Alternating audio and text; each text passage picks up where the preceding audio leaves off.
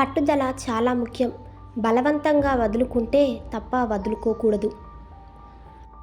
సామాన్య ప్రజలు అసాధారణంగా ఉండటాన్ని ఎంచుకోవటం సాధ్యమేనని నేను భావిస్తున్నాను.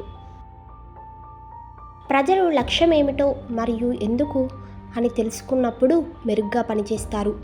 ప్రజలు ఉదయం పనికి రావటానికి ఎదురు చూడటం మరియు పనిని ఆనందించటం ముఖ్యం. ఏదైనా తగినంత ముఖ్యమైనది అయినప్పుడు అసమానత మీకు అనుకూలంగా లేకపోయినా మీరు దేన్ని చేస్తారు. ప్రతికూల ఫీడ్బ్యాక్పై శ్రద్ధ వహించండి మరియు దాన్ని అభ్యర్థించండి, ముఖ్యంగా స్నేహితుల నుండి.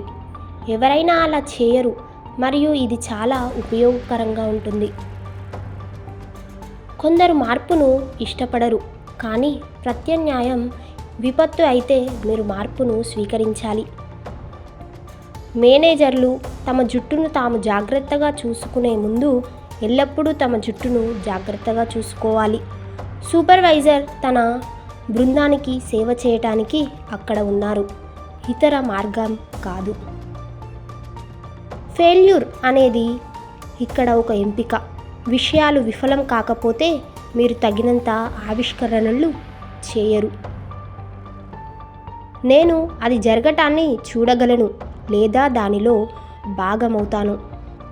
ఒక వ్యాపారవేత్తగా ఉండటం అంటే గాజు తిని మరణం యొక్క అధగంలోకి చూడటం లాంటిది.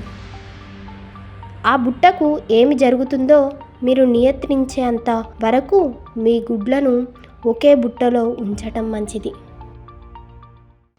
ఈ వీడియో నచ్చినట్లయితే లైక్ చేయండి, షేర్ చేయండి, అలాగే మా ఛానల్ను సబ్స్క్రైబ్ చేయండి.